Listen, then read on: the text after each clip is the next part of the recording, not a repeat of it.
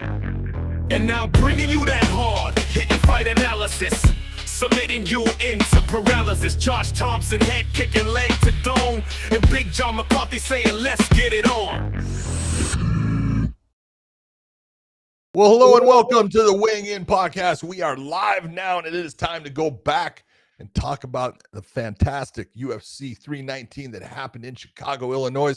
We got that. We have the upcoming of all kinds of fights with the PFL, the UFC, everything's happening.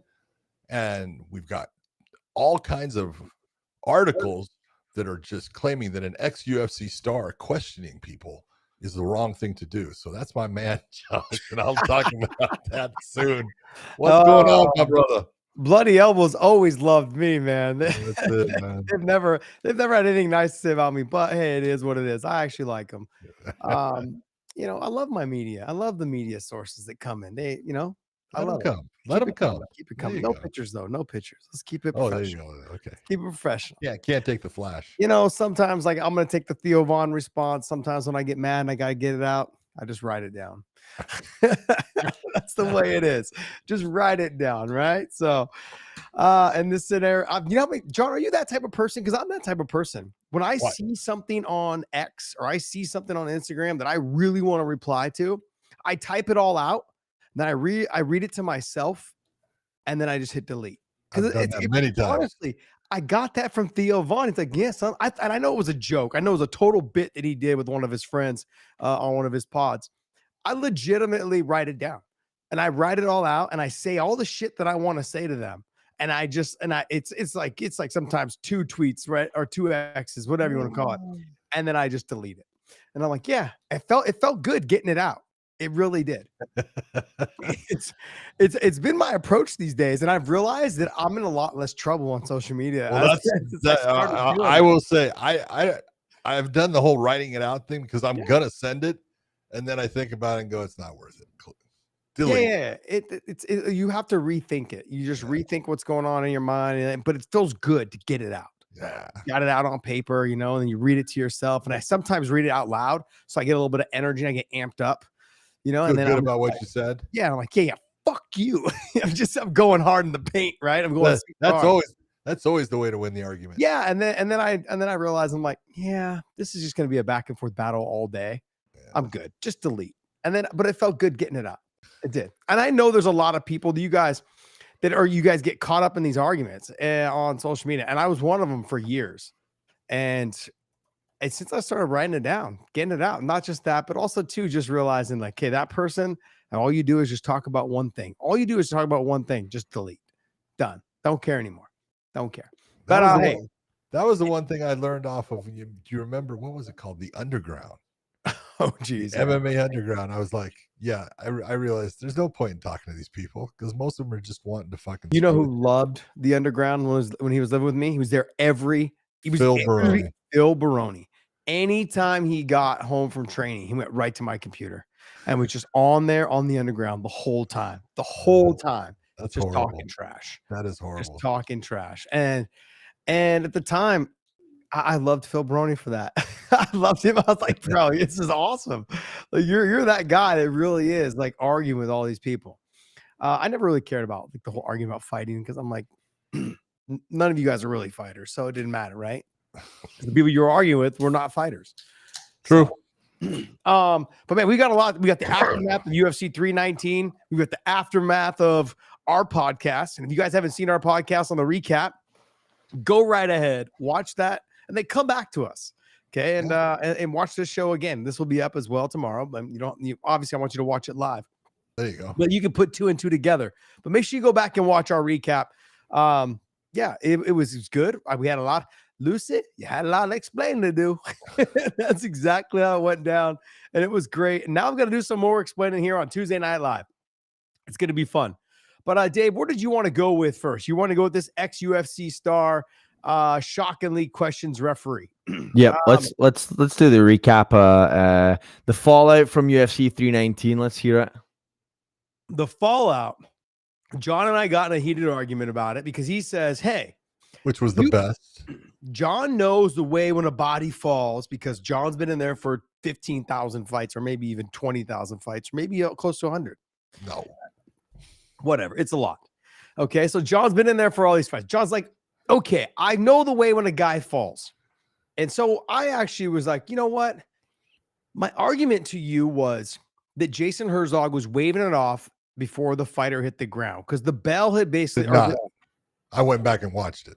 Did not. He hits the ground. Absolutely did not. Okay, go ahead. Tell me what happened.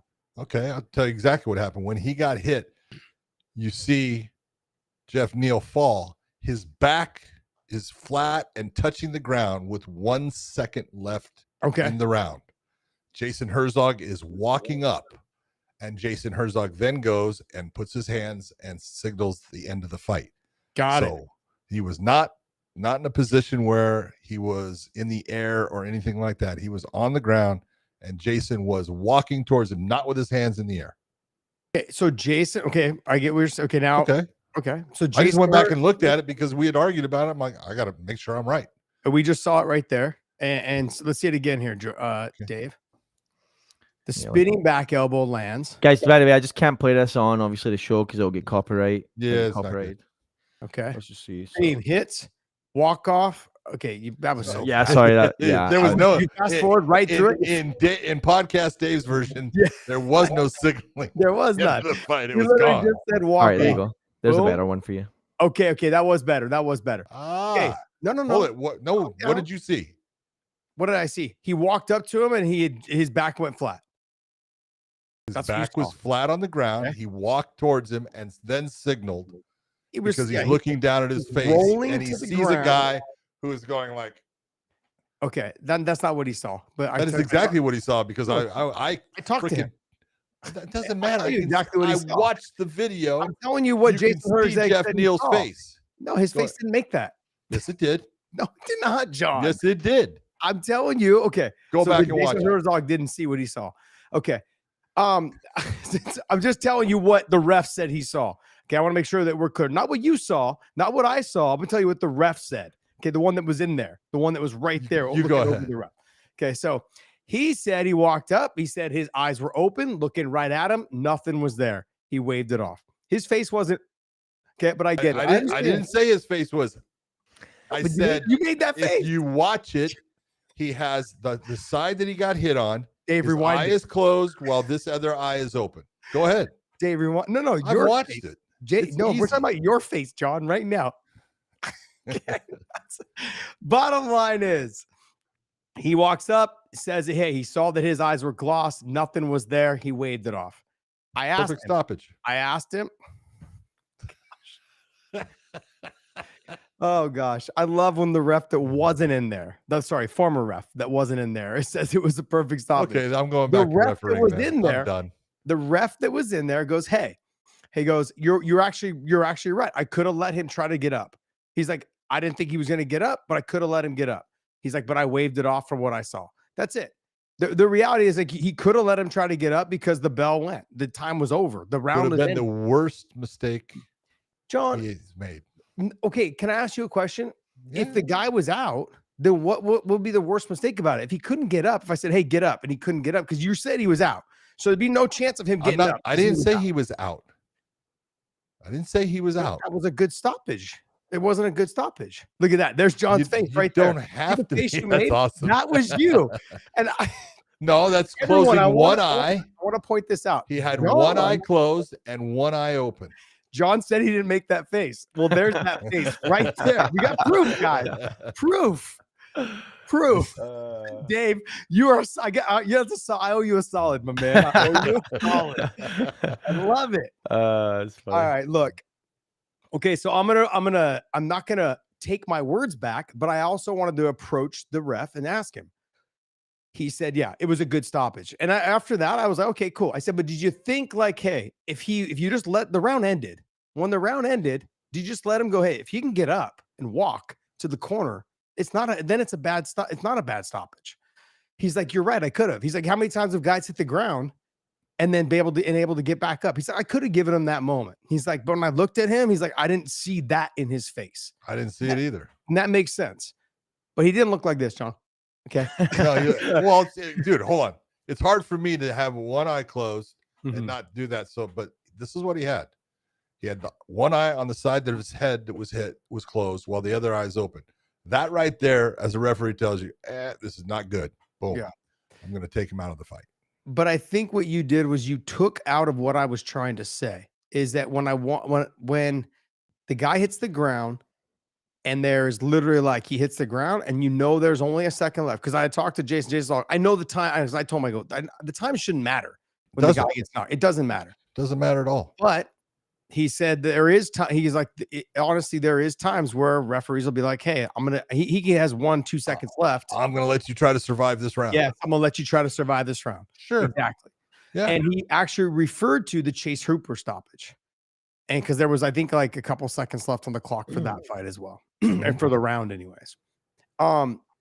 And so in this one, he's like, look, I just saw he didn't look like he was there. Didn't look like he was going to wake up. Didn't look like he was going to make an effort. And I was like, I said, his body looked like he kind of like looked up at you. And then when he saw you wave it off, he went limp, like just flat, like just, fuck, you stopped it. He's like, no, he was out. And I was like, all right, cool. I originally, when we were having this conversation, I wasn't trying to argue with you, even though you made an argument. You were? I was not, John. You always were trying to argue with me. That's just who you are. No, John, people come to this channel to get a referee's professional opinion. And I am one of those guys that comes to this channel to ask you these questions so the public can understand. That's what my job is to try and pull things out. The problem with your questions are you add an untruth to it, which changes everything. No, the question originally was, Dave, I need to give you a solitude. So pull back where he said that he was on his way down when the round ended, because that was what you said. Oh, it is what I said. Oh, okay. It is. Okay. Yes. So with 1 second, my question really was, that wasn't a question though, what you just said. That's what I had said. But my question was, couldn't he have just not waved it off and let him try to get up? And if he couldn't get up, then you waved the fight off. Knowing that, because honestly, by the time he walked up to him, the round was over. So why not just go, hey, Jeff, can you get up? And then obviously not, because he said he was out. Then we don't have a problem anymore. No one's questioning. We didn't have a problem with anything he did. Okay. You didn't have a problem. No, okay? I didn't. I'm simply saying and the fact that you did. No, it's not even a problem. We made it a problem when you were trying to argue with me about it. I'm trying to point out the fact that, like, why wouldn't a ref? Well, that's why Bloody Elbow wrote a whole thing on you. No, say it, John. The point is that just say a casual fan. Okay. And in this position, I'm trying to act as if like I'm a casual. Why would the ref not say, hey, you know what? The round's ended. Can you get up? Because the referee can see more than you can see. But that's just why like we never got to that question. Question, Josh. You talked to Jason. Did he tell you he was out? No, he just done. He didn't. He said he was done. Done. Yeah, and that's the whole thing. I know it doesn't seem like, it's possible. A referee can look at someone and their reaction and go, yeah, he's done. It's just the way that they react at that moment. You see it right away, and it's like, I'm not going to let you get hit by anything else. Okay. Because him and I had a really good talk about the Chase Hooper situation and this one, completely different situations. Sure they are. I don't want to say too much, but I'm saying, like, with him and this, he's like, look, the guy hits the ground. He's like, Jeff Neal hits the ground. I step in. As soon as I step over him, he looks like, eyes are pretty much glossed over. Can't really make out if he's going to do anything. Wave it off. He's like, yeah, I could have given him another 2 seconds, 3 seconds to see if he even got up, because the round was over. It wasn't like Process was going to jump on him because the round's over. Okay, true. So I could have let him. And he'd already walked away from him, so that wasn't. He wasn't going to get back there. I could have done that. He's like, yeah, in reality, yeah, sure, I could have. He's like, I didn't. Could have. I looked at him. He's like, when I looked at him, he's like, it looked like it was over. Here's the difference. Here's the difference. I understand what you're saying, and when you say he says I could have. But the question is, should you? Mm-hmm. No. When you see Jeff Neal in that position and the way he is, fight's over. There is no reason for you to sit there and wait. When you look at someone and you can tell by their eyes, they are not coming back. Okay. I don't want them. I don't want them to get hit again. That's part of the whole entity of what we do, Josh. I get that. And look, and I'm like I said, I'm asking questions and I'm also giving like a fighter's point of view. Like you're giving a ref's point of view. I understand your fighter's point of view, and I don't blame you for it. And a fighter, just like you used to always say, don't stop my fight, man. I'm going to be fine. You know, I will work my way. Just don't stop my fight. Do you think just about every goddamn fighter says that? Yeah, pretty close. Okay, you're right. And then what they do is they turn over, give their back so they can get choked. Okay. That's what they do. I'm not saying that they don't. Not all of them, but you know. Not all of them, but there's the ones that don't, that you need to stop the fight too. Okay. But I know this is all something simple, right? Like if the fight was to continue on, you know that minute break, minute 20, you don't know what could happen in that minute. I do know what can happen. Here's what I know can happen. And this is the part that this is why it's very difficult. I'm going to say it right now, for fighters to make the transition from being a fighter to being a referee, because you have that mentality of, hey, there's a possibility that he could come back. Okay. When he got hit by that elbow, what do you think happened to his head? What happened to his brain? Tell me. Oh, it just rattled around, you know, and it's doing some damage. So what did it do? A little bit. Okay, but what did it do? When it rattled around and when it inside of his cranium, when that brain got hit by that elbow, it started to travel against the inside of his skull in one direction, right? Oh, none of us are doctors. Whoa. This is what happens, Josh. No, These are the things. Yes, I do know. Oh, Okay. John, And these are the things. Trust the science, John. I am trusting the science. But these are the things that happen. And there's tearings. There's the dura. There's the blood vessels that are part of the dura that stretch and tear. And so we get these bleeds based off shots like that. And those are the ones you go, I don't want him to get hit again, because of the fact of how hard that shot was, what he got impacted by. You could tell by the severity of the blow. Not only was it a laceration that was caused by a pressure, it was also, it put him on his butt and made it to where his eyes were glassed over. All of these things are saying, I don't want this individual to get hit again. That is bad for his health. That's part of the whole game. So there's been, how many fights have you reffed where a guy got dropped similar to this and then did a great job of recovering and coming back? I couldn't tell you. I couldn't. There are some. I couldn't tell you. 50 I'm being out of the honest. 15,000 fights, 100.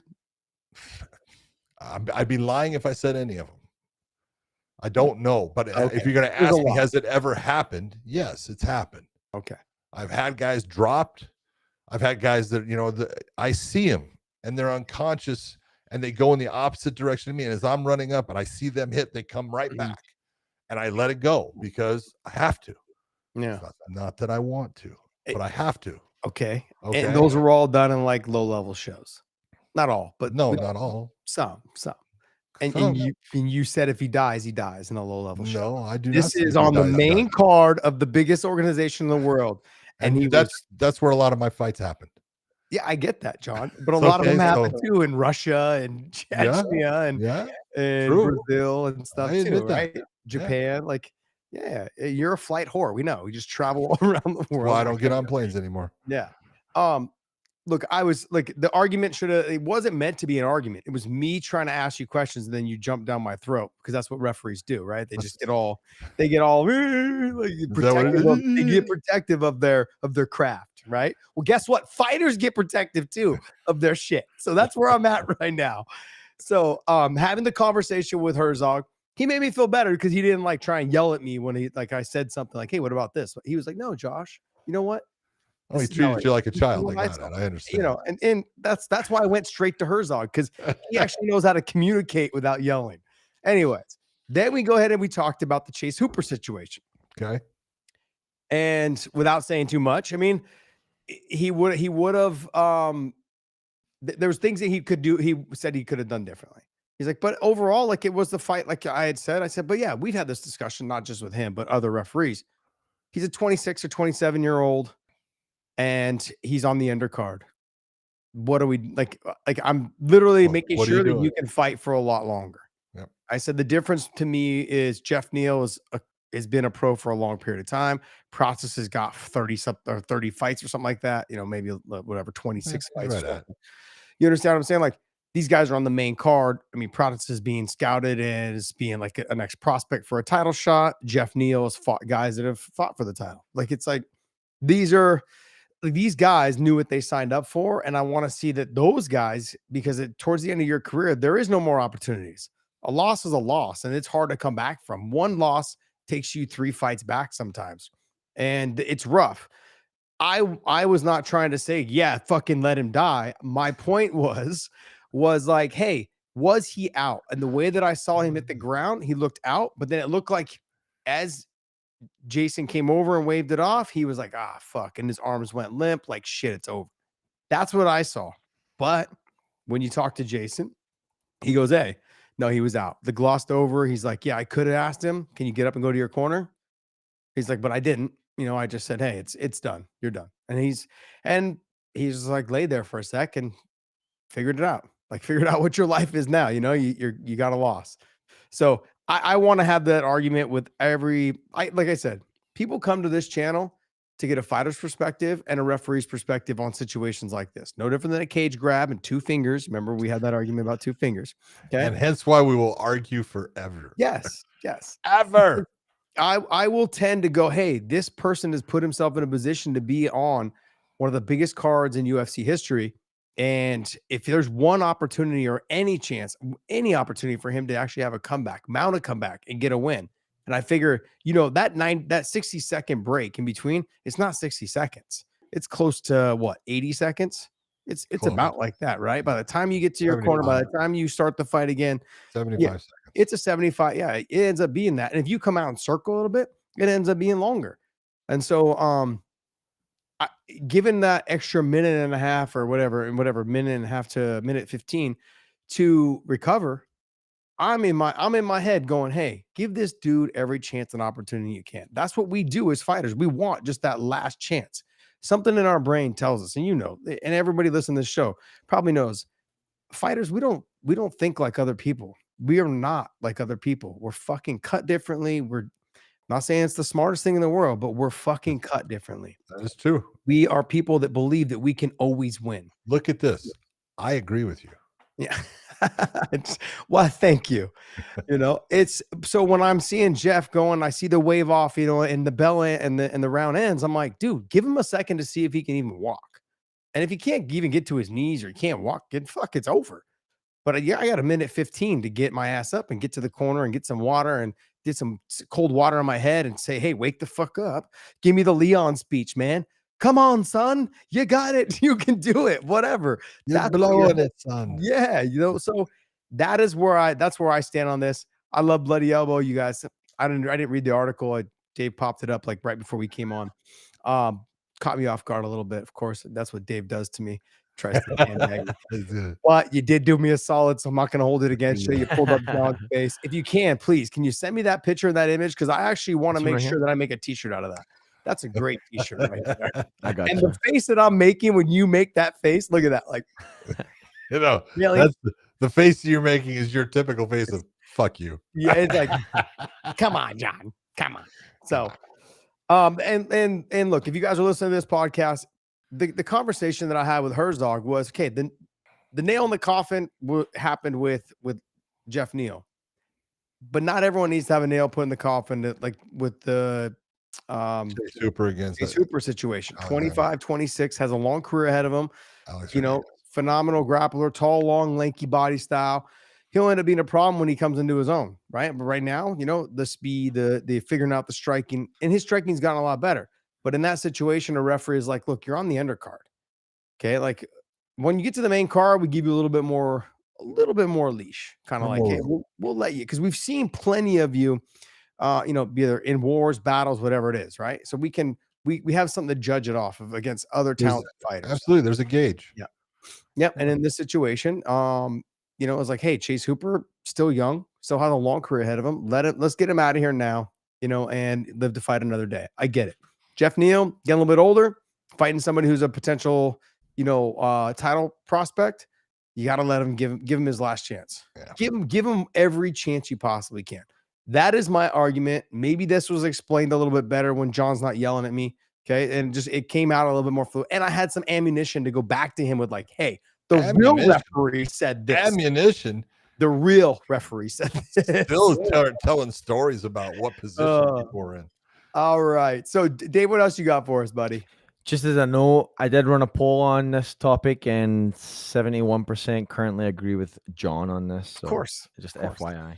But Just John, FYI. you guys have to remember, like, I know, I get it. You guys don't like me. That's okay. That's not it. I understand. Just wrong a whole lot. I understand. I'm not wrong a lot. Just about bets. Mainly my bets. On Make sure 319, you were wrong. Hey guys, join us over at OnlyFans. Subscribe to us over there. It is free. We're actually growing significantly over there in terms of followers. We do a live show that's obviously tonight, but we are also over there. And if shows live over there, if you guys have questions you want to submit, subscribe to us over there, and we will get to those questions as well on that platform.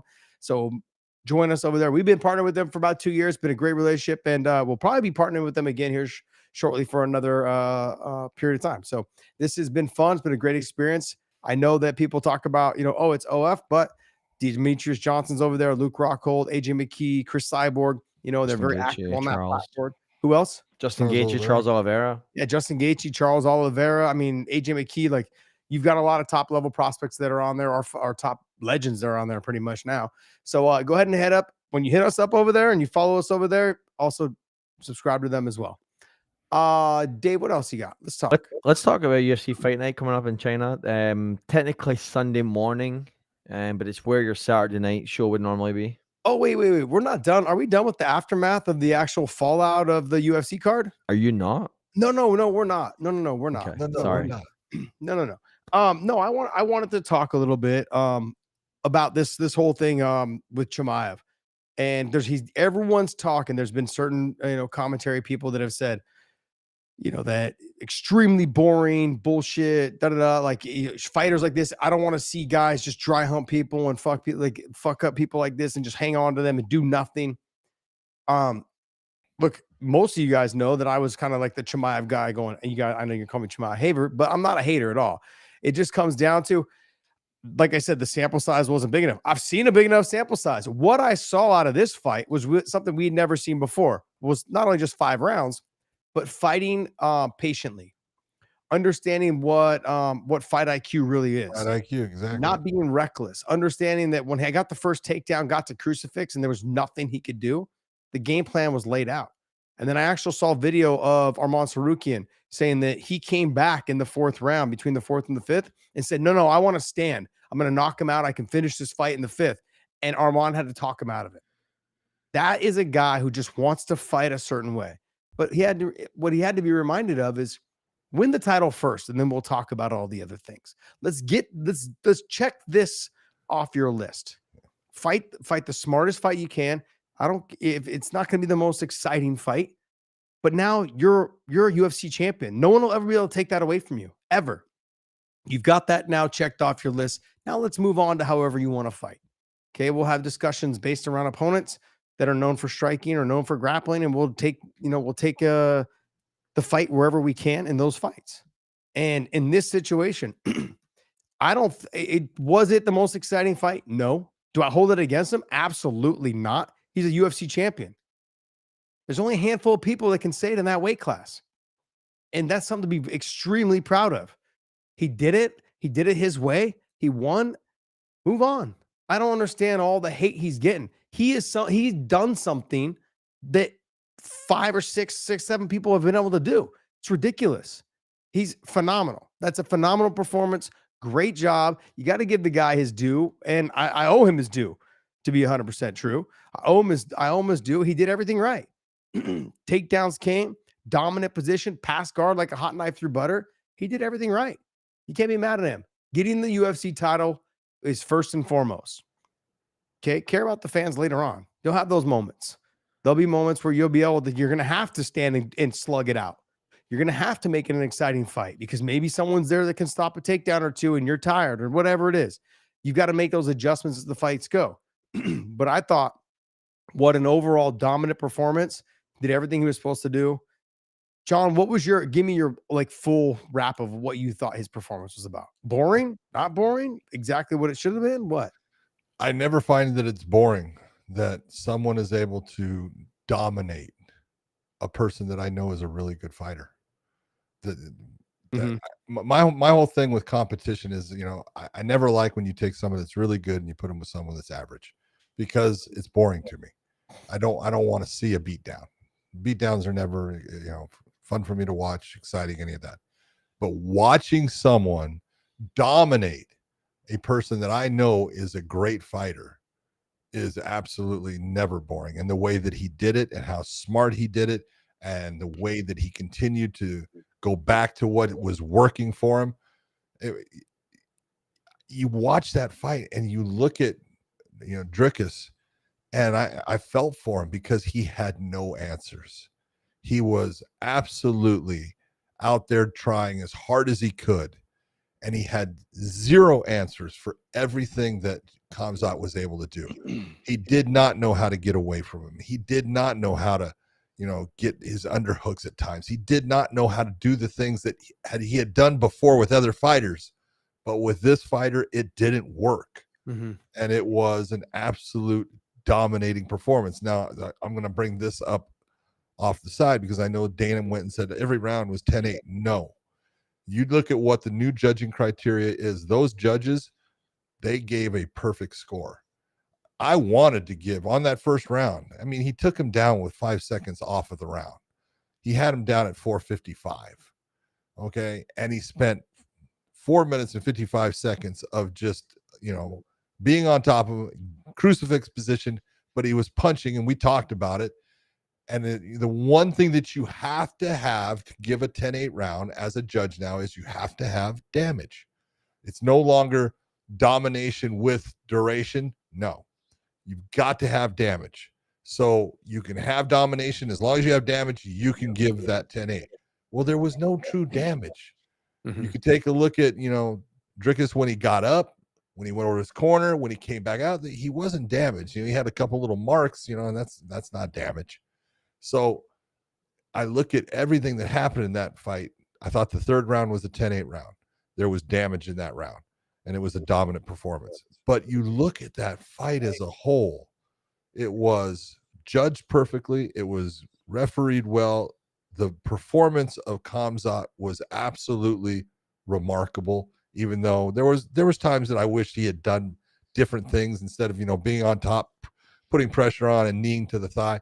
Hey, I know why you're doing it. You're taking a break. Okay, I understand that, you know, but eventually let's go to something else. I want to see something else, you know, and that's just me as, you know, the fan. I want more, but I can't ask for a more dominant performance than what he had against a champion. It was unbelievably impressive.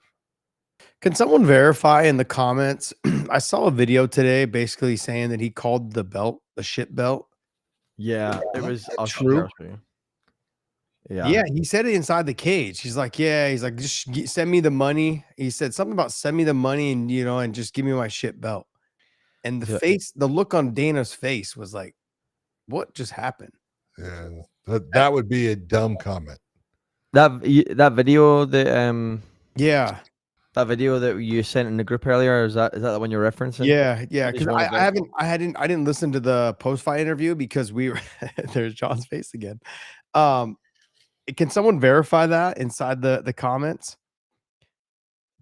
I was like, man, that doesn't seem smart to do that, but that doesn't seem smart. No. There's a whole other attachment to that. That's a dumb fucking thing to say.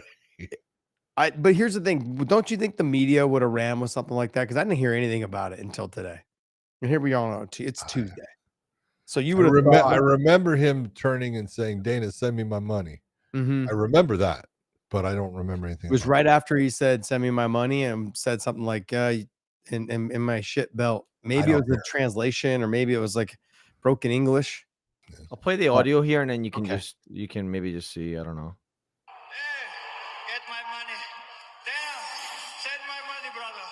I'm waiting for that ball and that shit belt. What belt is important for my country? Like that shit belt, and that belt Yeah. is important for my country. But it was like, He said, but that belt is important for my country. You know, I remember watching the post fight interview the night of the fight, and thinking he said something like that as well. So I don't know. It could be. It's hard to make it out very clearly. Yeah. I could hold on. I'll just put on his I'll run this. I'll run the closed captions on this and see if the closed captions confirm it. Okay, that's good.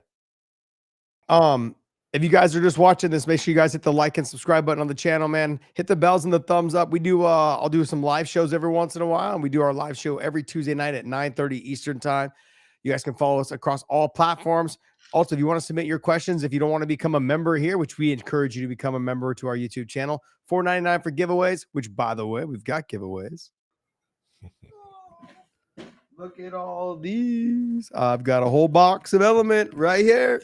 All different flavors. I've got the raw flavor. I got the lemonade, grapefruit, citrus, watermelon, orange salts. And they also have a raw, which is like the raw is Raw just is like, just- yeah, just plain. salt. Yeah, Yeah. just salt. Just salt. I'll take that. You know?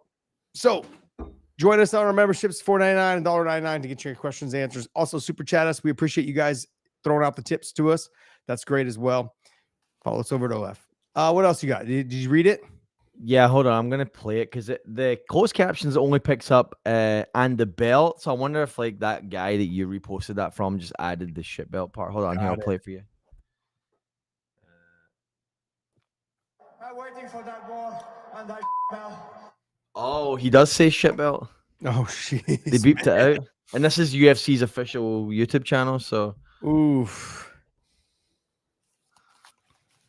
John, I just wonder if it's saw with it. broken English where he doesn't mean Yeah. he doesn't mean shit belt. He probably like I wonder if he means something else, but it just comes out that way or something. So That's what I was thinking, like a language barrier type situation where he said something. I don't That's know. a great excuse. I just don't see No, it. I'm trying He's- here, man. He speaks pretty good English. I just got smashed for fucking Oh, almost let a me- year. Let me ask you a question.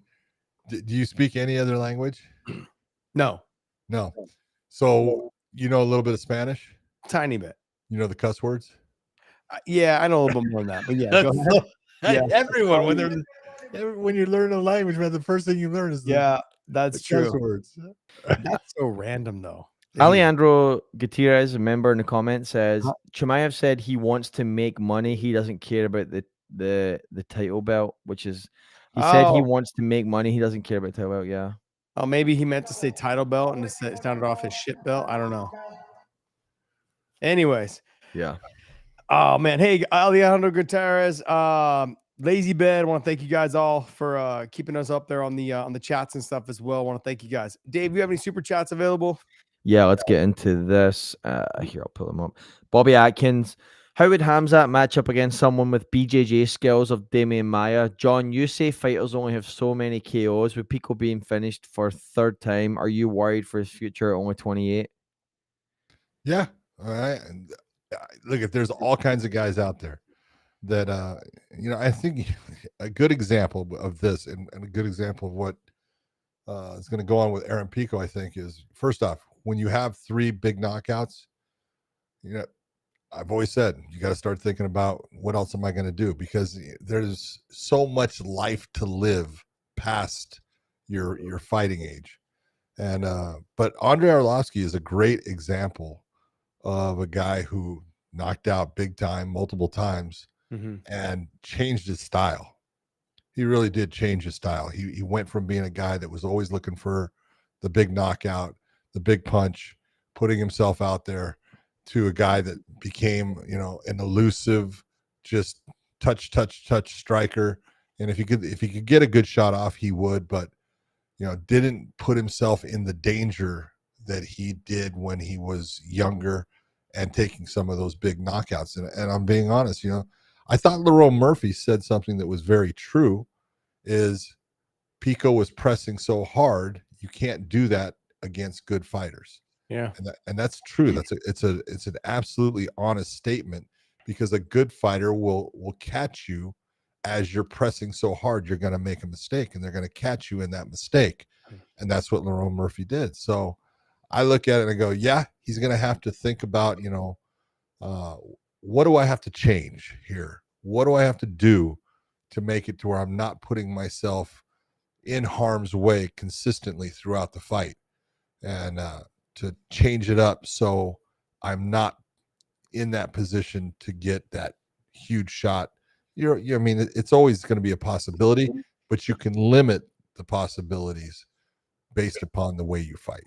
Let me give you a couple things right off the bat from what I saw.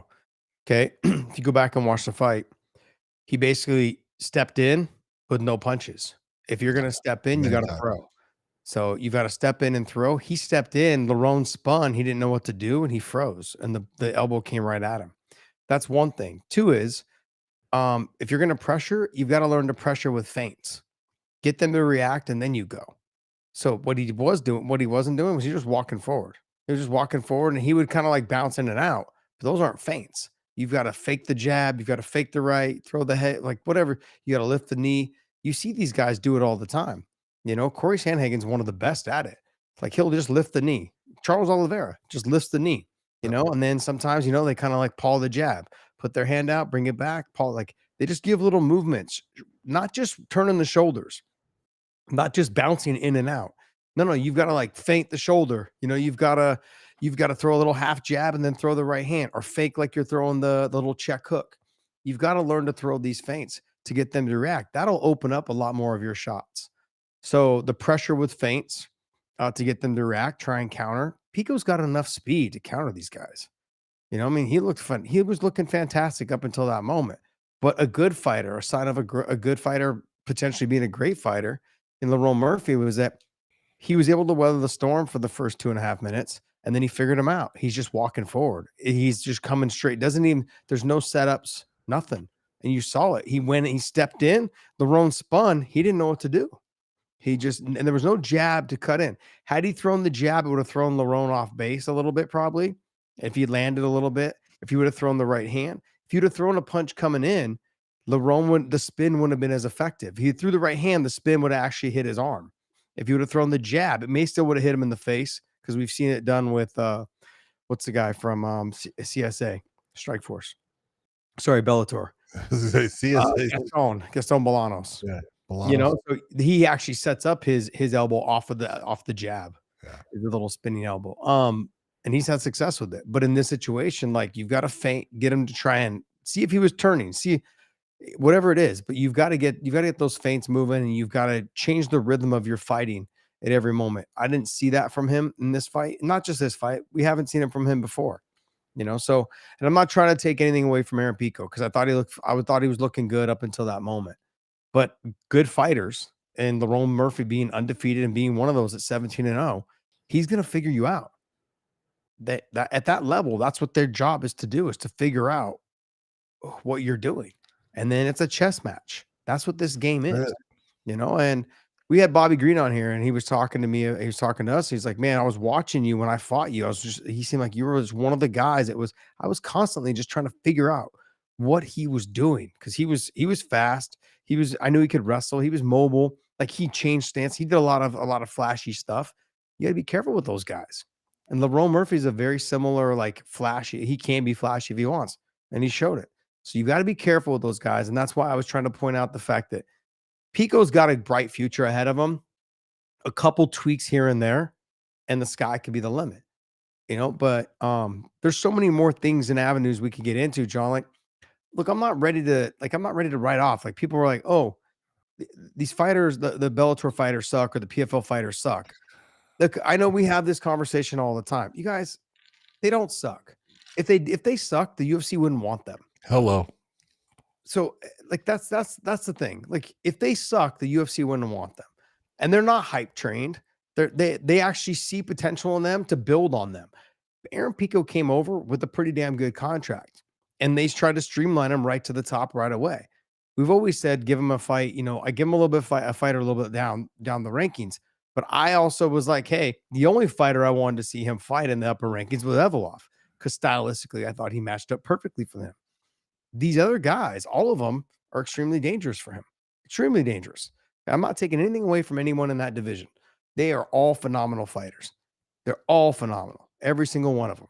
But because you have Patchy, who didn't have success, but took the fight on short notice and just didn't perform. Aaron coming out was looking good, got caught. He's got to make some adjustments. There's no doubt about that. But you have success stories though that people want to overlook. Kayla Harrison, success story. RDR, success story. Maybe they're not from PFL well, she is. Venom Page. Venom Page. How many times did you hear Venom Page? Oh, wait till he gets to the UFC. No, he's doing very well. Well, here's the other thing though, John, is that Kayla Harrison's the champion. That's one. She's from the PFL. Yep. MVP is in the top 10 rankings, I think now. Okay, or 15. He's definitely in the top 15, but I think he's top 10 because he just beat Cannonier. He's number 8 or 9, somewhere in there. So he can't suck that bad. And he's 38 years old. I know. That's the thing. He came over late. His next opponent. And does he have his opponent now? Yep. Is that official? That's what I was told. Okay. I wasn't sure if it was official yet. But yeah, there's that. And then the Patricio, he's still in the top 15. But Patricio, he's older. But John, to say towards the end of his career. To say he sucks, he's still in the top 15 in the UFC. That's the thing. Like, what are we saying what are we saying when we're saying these fighters suck, but they're still in the top 15 rankings in the UFC? People aren't saying they suck. People are saying they don't stand in the same level as these top UFC guys, and I don't think that's a unreasonable comment to make. It's okay. It's not an unreasonable comment, but like I've said, there's so many things that come along with this. Let's not forget. And I use Chuck Liddell as an example, and Chuck's a friend of mine. Chuck went to Pride. People forgot he fought Guy Metzger before he fought Alistair Overeem. He got dropped in that fight, almost got knocked out. And so and he was able to get it. Like, basically, Guy, he exhausted himself and got knocked out. He was winning. Guy was, I'd say, winning that fight. And then the Alistair fight, Alistair was kind of winning that fight too. It had Truck in trouble, and then he came back and finished him. But Josh, Patchy Mix, for example, right? Yeah. If he doesn't come in and perform, you can claim jitters in that first fight and all that, short notice, whatever. But if he doesn't come in and perform at the elite level that you say he's at, where does your opinion stand on that? Because you were the one saying a year ago or so, he's the best bantamweight in the world, even better than UFC guys. So, I feel like that's a hard position to take when he comes in and does what he does. Yeah, but it's not a hard position to take when first off, who is the champion at the time of there you go. The UFC. Okay. So Aljamain Sterling was the champion at the time. And stylistically, that's a good match. And you knew of them training together exactly what was happening. So there was things that told you, hey, he's of that level. It doesn't mean he's going to beat him in the fight. You can never, you sit there and you try to say, 50% of the people are going to think one person's going to win, 50% are going to think the other one's going to win. But he came over and didn't even fight the champ, and then he still had a horrible showing. Yeah, but Dave, the thing is that, and no way am I justifying his performance. Took the fight on short notice, should have never taken it. Because then now you can't use that as an excuse. You can't say, "Oh, I took it on 10 days or 15 days." No, right. You're always training. You should be ready to fight. Doesn't matter if it's on the feet or on the ground. So no one's making excuses for him. I'm simply saying, when I was saying those things about him, being one of the best guys, stylistically, I felt like he could beat an Aljo. He has all the tools to beat an Aljo. Aljo has all the tools to beat him. That's what the best fighters do. That's right. Also, Merab. Stylistically, Merab's a great style for him to fight. Those are the number 1 and number 2 guys. So if I'm saying that, it's because about those guys. Those are the top. That's the number 1. That's one's the champion. The other guy's number 2. So those guys, absolutely, I think Patchy could hang with them or be with them and fight with them and probably either beat them or let's go 50-50 or 60-40, whichever way you want. And then you get into guys like Umar, he's going to have a lot more problems with. But but also bring up, let's be honest, Umar will tell you who's his best sparring partner, who's the guy that gives him the most trouble and he likes to train with. Was Patchy Mix. Okay, so all these things are telling you exactly what level the guy's at. Did he have a bad performance? Yes, he did. Yeah. But that happens. So then is there an argument to be made, right? You look at some of these guys we talked about and they come over and some of these guys work their way up and then they have a good showing because they didn't start so high. So is there something to be said maybe that They shouldn't just come over with all this hype. They should come over and just get their feet wet. Because Josh, you did the same thing when you went to Bellator. You went from UFC to Bellator, and I remember you saying like you took a couple of fights to get your feet wet in the new promotion because you get the new promotion jitters and all that.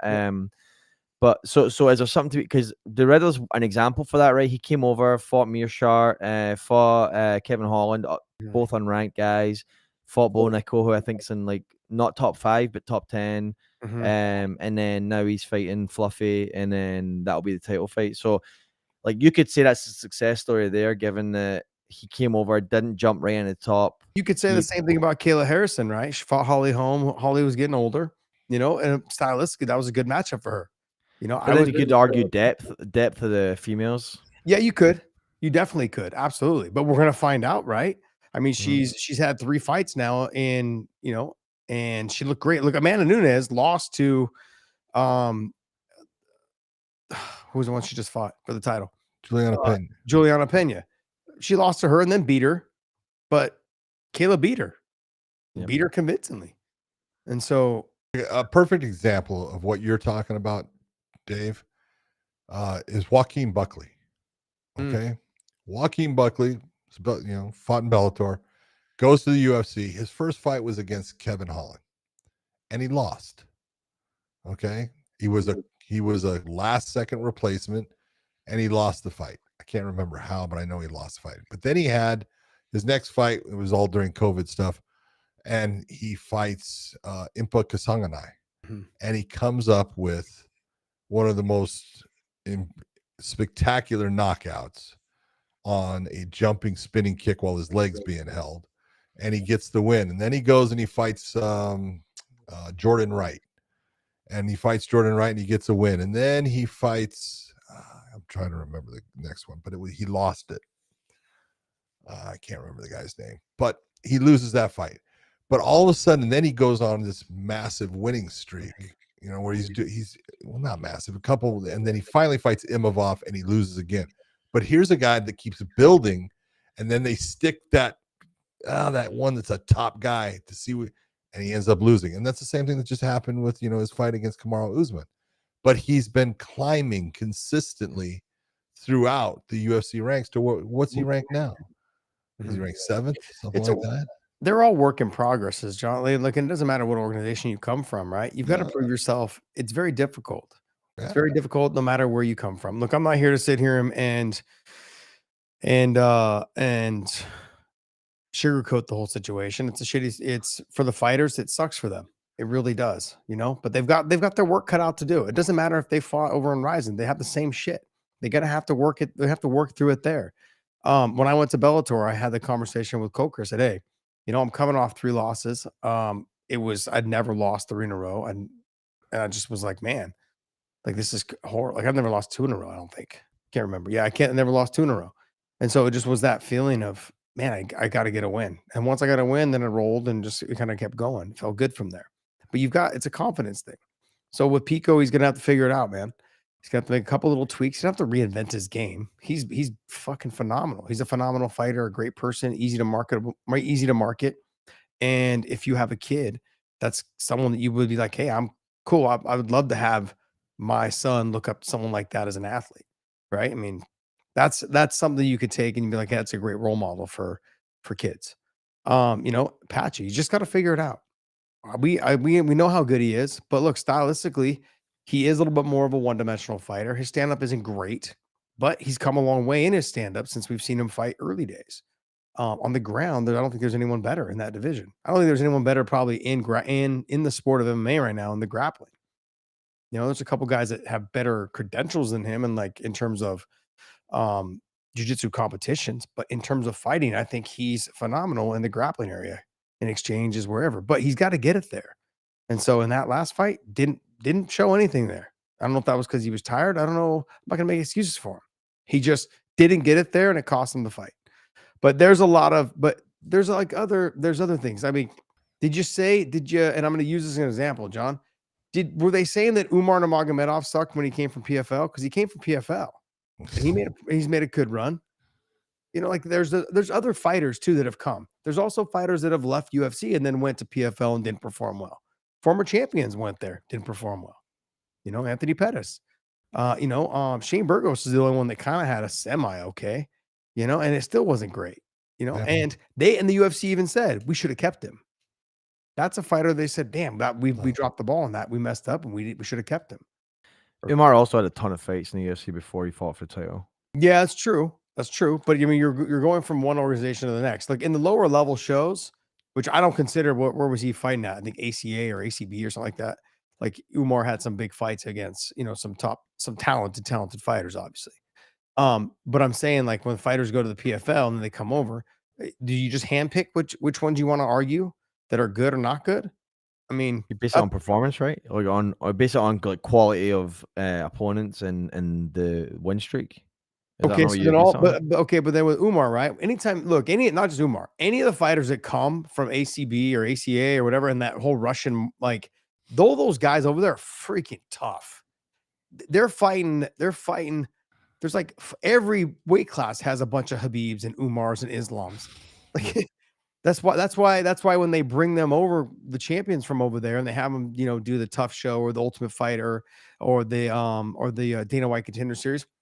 They pretty much know, like, hey, when we bring him, he's probably going to win, so we need to get ready to sign him. So, like, these guys they're all good. Everyone's talented, man. Everybody is talented. These guys have got to figure it out. There's a lot of pressure to perform when you show up under the bright lights, the quality opponents, all of those things. It's very difficult. So, in no way do these fighters suck. They just got to get their feet. They got to get their feet settled in. They got to get their feet wet a little bit, get used to it, make it feel like home, and they'll be fine. Dustin Poirier said it perfect. That night he said before the fight, he says, look, I know Aaron Pico, he's phenomenal, he's talented and stuff, but these lights, they're different than the other lights, and he's right. And this is what we've talked about the whole time. When you have that dream of going someplace and being able to perform, it puts pressure on yourself, and then everything when you walk out there, it's like, wow, this is it. This is my time. And it does take something out of your ability to perform well.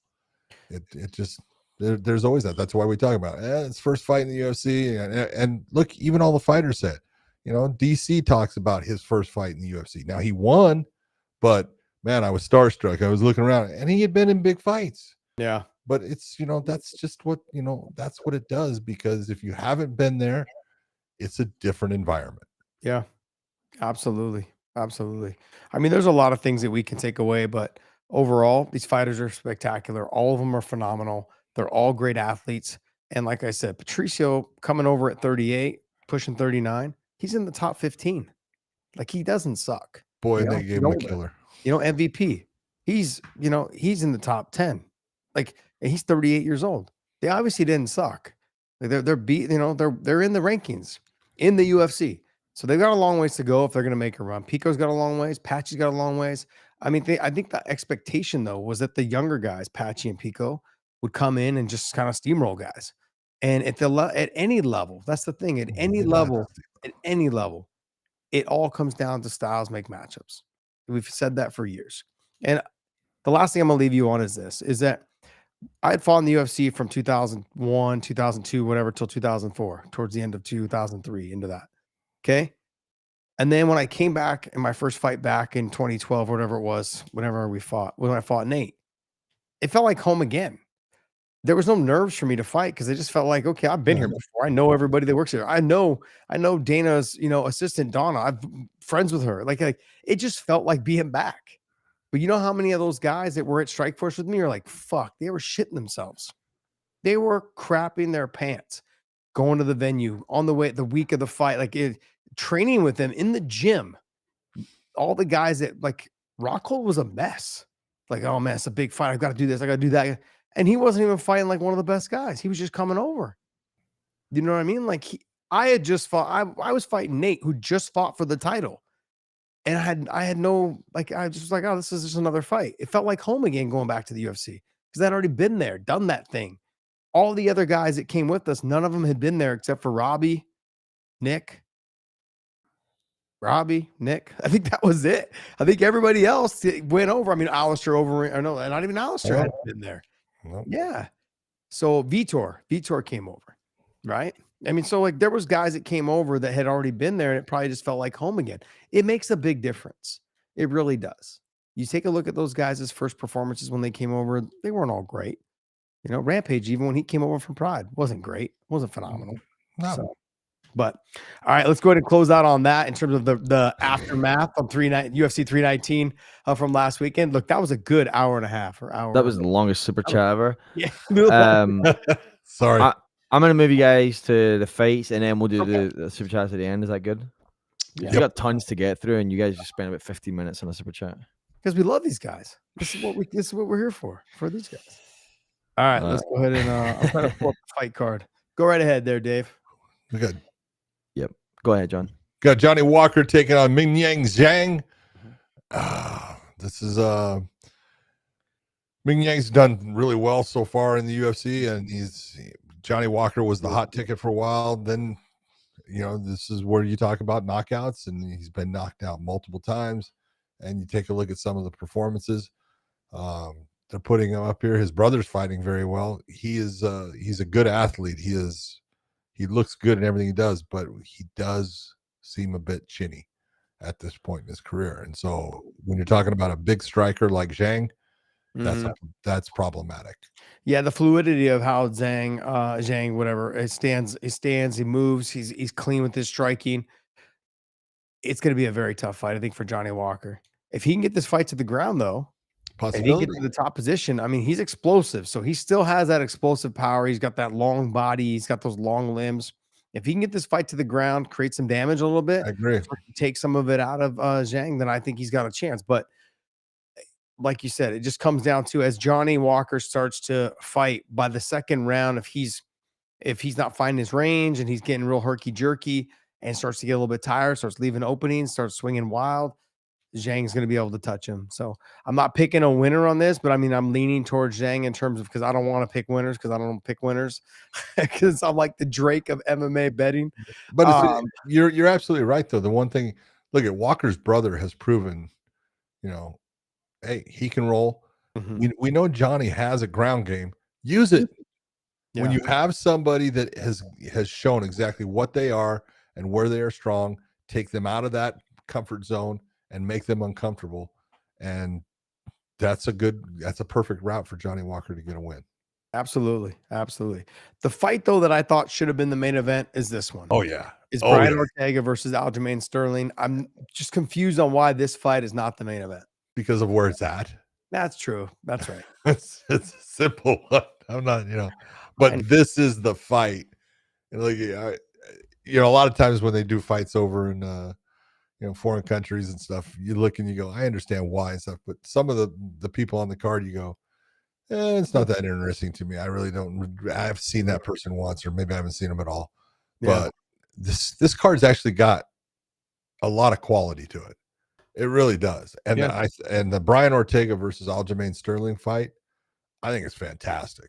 Could have headlined its own card somewhere else. Oh my God. Or wherever. It is absolutely my biggest complaint is it's a 3-round fight compared to a 5-round fight. Yeah, true. Because it is absolutely, those are two of the best, going at each other, both with great ground games, both have stand up, but it's different. I think Brian's is actually a little bit sharper than Aljamain's. Aljamain may have some power there because he's physically strong, but I mean, this is a great matchup. And I can't wait to see that fight. I don't know who's going to win that fight. Yeah, I'm going to lean towards Aljo on this. Okay. I think Aljo's got the wrestling to get this fight to the ground. I think the grappling is going to be probably kind of neutraled out, but I think that Aljo's going to be able to get to the back, be able to control some position. And what I mean by that is in a 3-round fight, I think he'll be able to get to the back once or twice in one of the 3 rounds. If he does that, he's good at controlling that back and keeping it there. He just got to make sure that if he's anywhere near Brian Ortega's guard, he's got to stay out of it, because that's where the problem lies. Brian Ortega is great with the triangles, good with the arming guillotines, good with the darces, anacondas, any of those guillotines, any of those. He's dangerous there. He used those long. He's extremely tall. He's like 5'10", somewhere around. Brian Ortega is. Aljo, I think he's going to be the stronger fighter. He's going to be a little bit better in the wrestling, obviously, I think. And Brian may just be like, hey, okay, I'm cool down here. But if he makes one little mistake, I think Aljo's able to get to the back, able to control 3/4 mounts or something like that. Yeah, see, I look at it, I think you're right. Aljo can do that, Mhm. and Brian can do his thing too. So they're both in danger Yeah. when it's on the ground, which is interesting because most of the time that's where they both live, live their best lives. So I look at it and I go, look, Aljo can absolutely do some great work and get to the back and maybe control. But if he makes a mistake down there, Brian's going to catch him. Mm. So it's it's a toss up. I totally understand why you can pick Aljo, and he absolutely can win this fight, but Brian can definitely win this fight too. That's what He makes it can as well. He can. I wonder, here's the other thing. Will Brian try to get back up to his feet? Because I think he's got the clear advantage on the I feet. think Brian understands that he has an advantage on the feet. I think Brian is going to look at it like, it is an advantage there, and it is basically taking Aljamain out of his comfort zone. Because if you look at every fight, Aljamain wants to take it to the ground because he can, he's a decent stand-up fighter, but he's not a great stand-up fighter. So, if he's going to put the fight somewhere, it's going to be on the ground. Well, let me make it to where you're uncomfortable. Yeah, that's true. I mean, look, I think this is one of those fantastic fights that I would love to have seen being a main event somewhere for 5 rounds. We kind of get the best out of both of them. I think we're going to get a more compact version of the best out of both of them. It is a 5-round co-main though, right? Oh, is it 5 round? Yeah, I saw something saying it's 5-round co-main. Okay, there you go. I did not know that. I'm okay with hearing that. That's the way it should be. I'm okay with that. Let's go ahead and work into the Sergey Pavlovich versus Waldo Cortez Acosta. Good fight. Good fight. Both heavy hitters. Yeah, 5-round co-main, by the way, for sure. That's awesome. Nice. That's awesome. There you go. John, eat your words, buddy. Yeah. What do you mean, 8 my words? I was saying I wanted it as a 5 round. But I mean, you're looking at that's the way it should be. But Sergey against Waldo Cortez Acosta, this is just a point. Yeah, I want to say someone's going to go to sleep. I want to say it, but if I do, it's not going to happen. Someone's going to sleep, John. Oh, see, it's not going to happen. No, it's going to happen. Someone's going to go to it's sleep. like putting the jinx on it. But look, both these guys are heavy hitters, and Pavlovich in the first round, he is dangerous. Cortez actually has a gas tank though, and I don't think that Pavlovich's wrestling is so good that he's going to be a great concern to Cortez because he stopped decent wrestlers and taking him down, or if they get him down, he gets back up. He's getting better at it. Look, he's a winner because he just keeps on throwing shots, and he ends up, just beating people down. But Sergey's coming off of his loss. We'll see how he responds, to that, because sometimes mentally that'll get to you, and you become a little cautious in the fight. And he shouldn't be cautious as far as go out and do things the way you did them before. Yeah, I think he's a level above Acosta.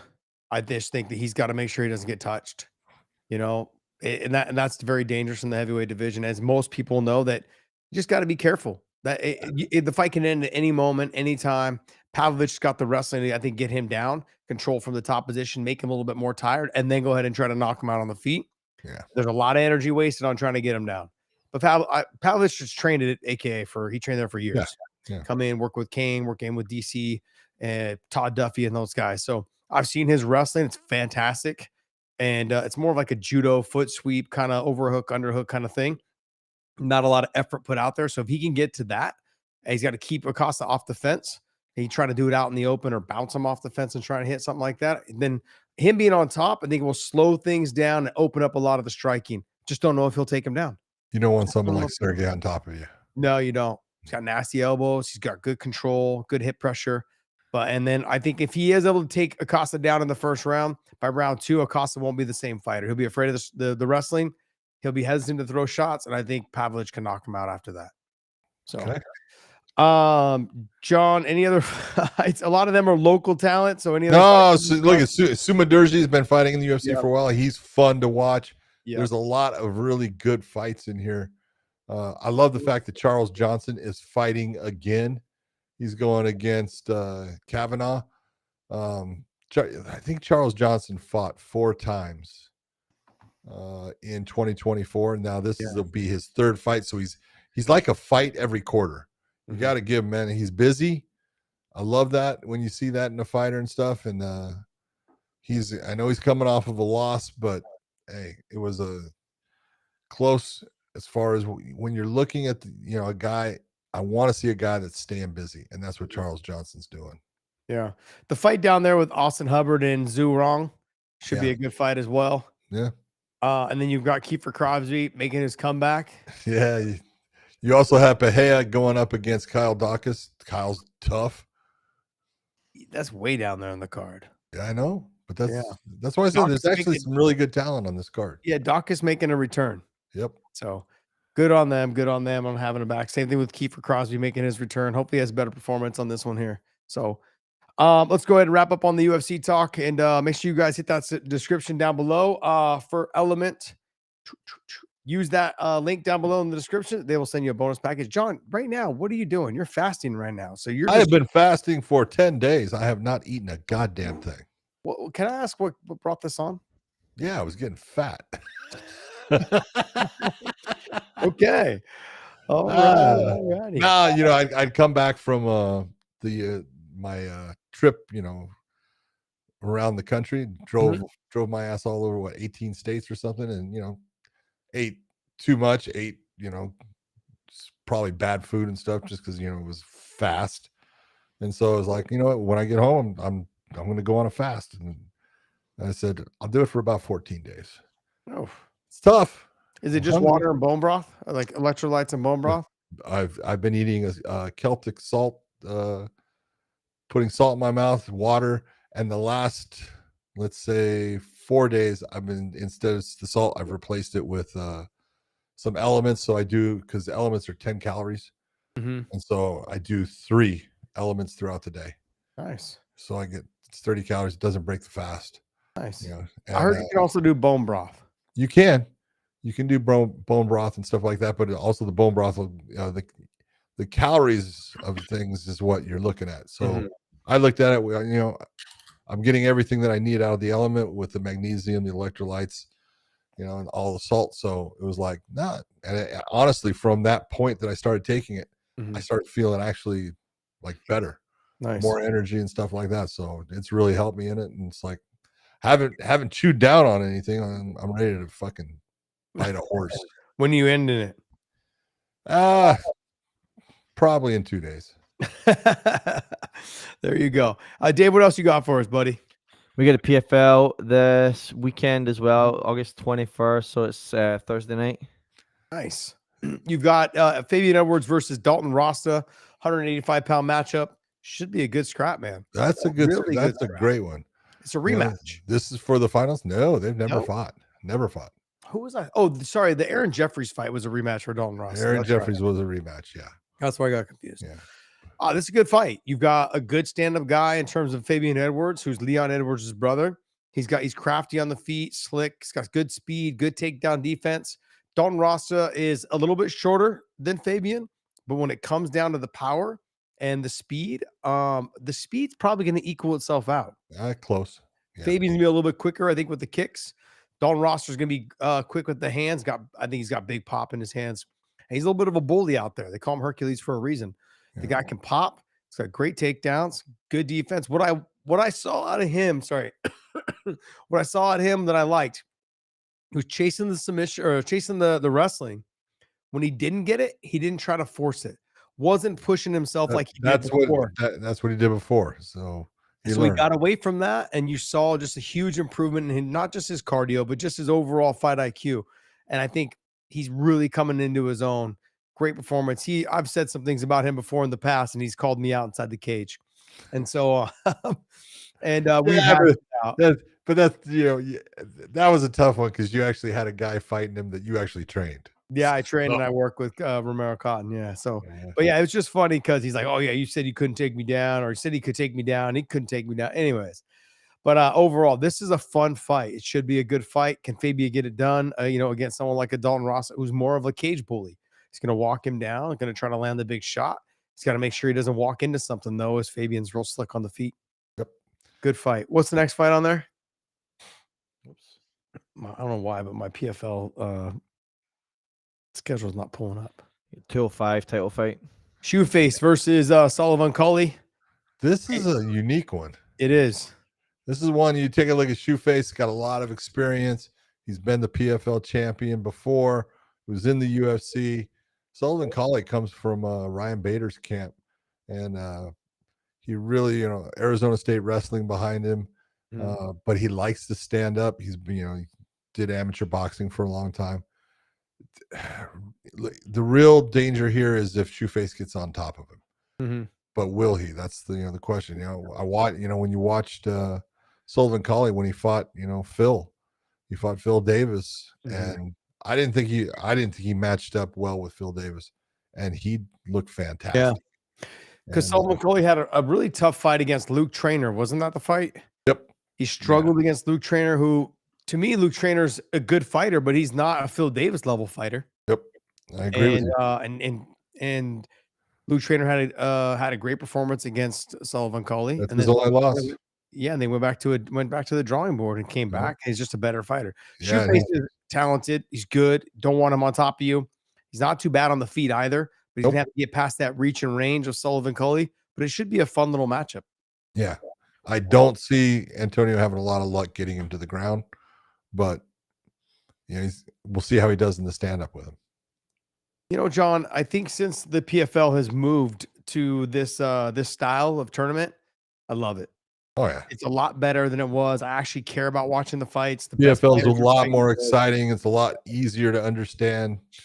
You win, you go on. These are the guys that have won. They've gone on. Now they're in the finals. It's simple. Got it. I noticed that Dave, when he scrolled down, he missed one of the fights here. So it's Alexander Romanov versus Oleg Popov. Is that on your one of the fights? Oh, it's on my card here. Yeah, it's right there. Oh, where is it? It's further down. It's fight number. I mean, it's like 2 fights. It looks like it's opening the main card or something. It says title fight down there. Alexander Romanov against. I got it as the co-main on SureDog. No, I'm not SureDog. I just refreshed my page and pulled it up right now. Maybe they changed it.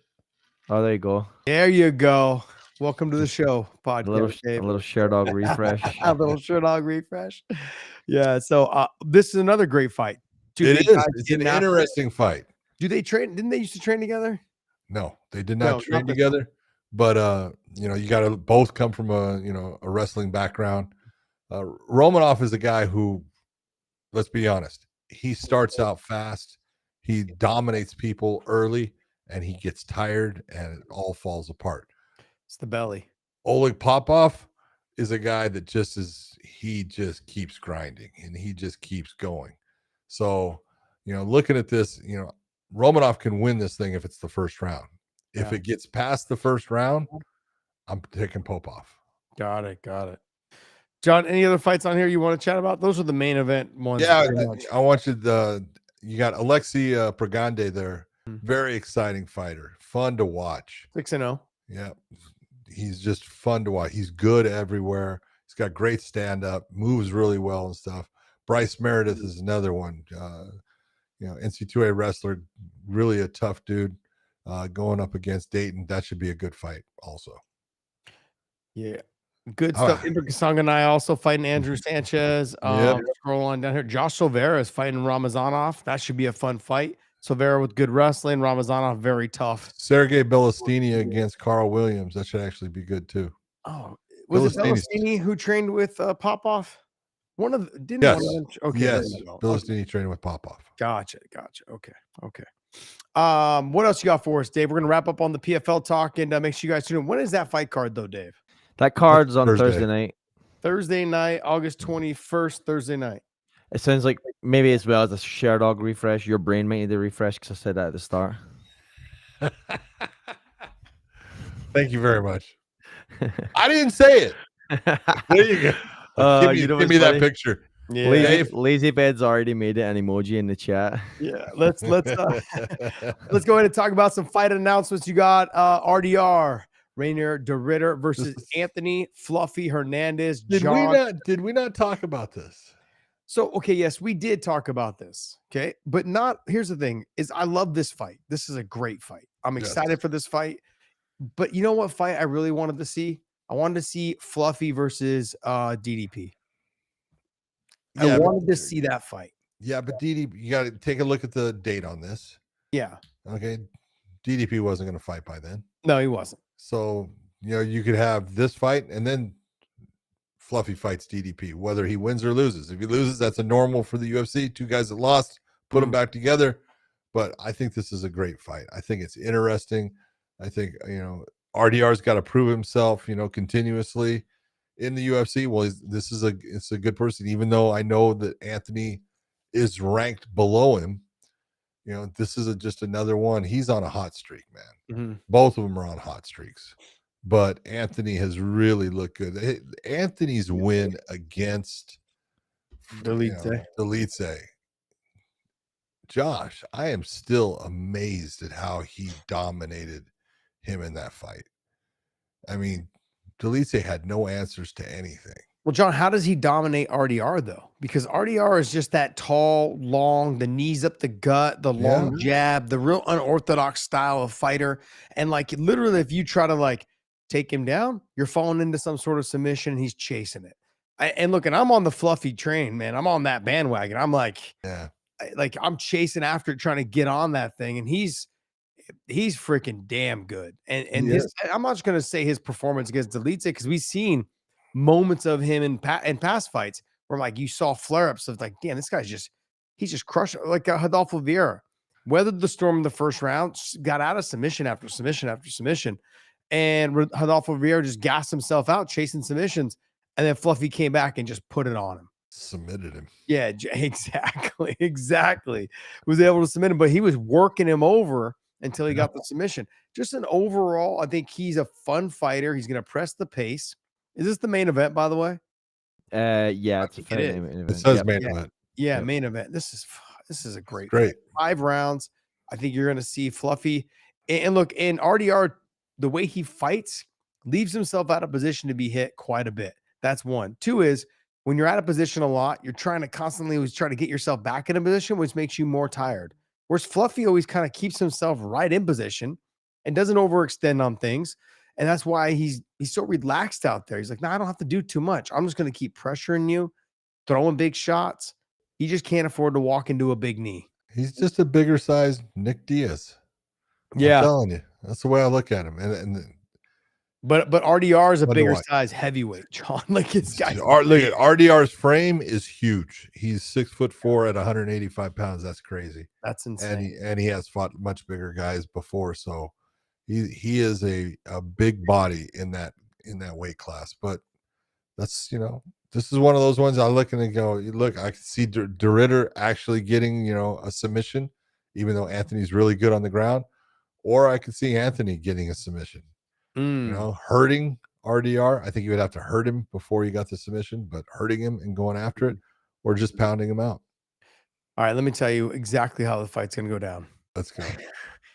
I think Fluffy's going to hit him to the body. He's going to hurt him quite a bit. And then RDR is going to go down. And I think that Fluffy's going to jump into his guard and get to the pass, get to the side choke and finish him. There you go. Happen just like that, John. Just like that. Or RDR is going to hit him with a knee to the gut and it's going to be over. It's one of those, right? That's, to me, this is a fantastic fight. Give me the next fight there, Dave. So by the way, Dana White is on record saying this is a title eliminator with the Imavov and Barao fight as well. So whoever wins out of these 2 fights, obviously, he said we'll see how it plays out, which always means who doesn't have the lackluster performance. Yeah. And then the next fight you have here is Kevin Holland versus Mike Malott in Canada the same night. Good fight. A really good fight. Great fight for both fighters, because you've got Mike Malott, who I don't think Mike Malott fights outside of Canada. But he needs maybe he can't get a visa. I know I think this is a good fight for him. It is. Kevin coming off the loss, right? Kevin's gonna give him problems with the length. Excuse me. He's gonna give him problems with his length. The length, the speed, probably a little bit too. Yeah. A little bit of a problem, but I think that Mike Malott should be able to take him down. I think he'll be able to avoid the submission. He just got to make sure that he doesn't get tired. Yeah. If he doesn't get tired, I think he can touch up Kevin Holland. Look, I'm on the Kevin Holland train though. I know he had a bad performance his last fight, But we've seen him come back and we've seen him do better. He's more focused now. So I'm not ready to jump off the Kevin Holland bandwagon. It is going to be more difficult to fight in Canada against a hometown boy, somebody who just this is all he wants to do is fight in Canada. They're trying to make Mike Malott a star. Yeah. He's got a good look to him. His fighting style is fun. He's got some power in his hands. There's things that they can market about him. They're trying their hardest right now to make him a star. Kevin Holland can be spoiler. That's where he's got to be. This is where he's got to take it to go like, hey, I'm here to ruin the party and I'm going to do it in your own country. So it's up to him to step up and get it done. All the UFC can do is put the best fights together and the fighter's got to perform. So next fight, Dave. Well, it's not a fight, but we do have the announcement. Gable Steveson making his I did debut the same in the thing LFA. one time when I interviewed him. It's just so easy to do. Just comes, it flows right off the tongue. It's like putting a P on Thompson. Yeah, exactly. That doesn't flow off the tongue. Tom. Okay, Yeah, look, so- Gable Steveson in the LFA. I'm looking forward to it. He was working with John Jones for a bit. I think he's still at Jackson Winks. He's getting some work in there. So hopefully, they made some adjustments for him, and hopefully we see a good performance out of him. It's only going to take 2, maybe 3 fights, as long as he has good performances to get him in the UFC, and then they'll try to shape him there.